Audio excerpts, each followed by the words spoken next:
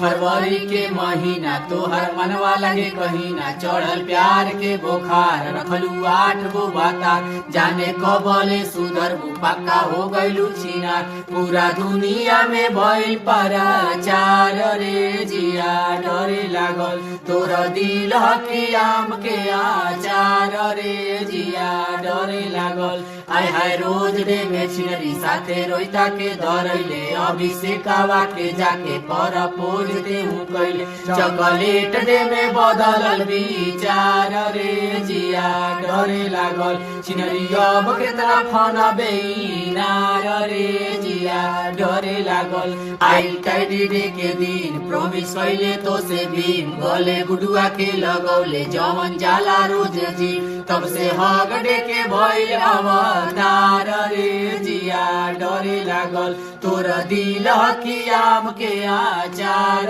रे जिया डरे लागल। भइल किस दे कबूल चुमा लिहले अबदुल, पीछे आरावा के सगरी गइलू रनिया तू भूल।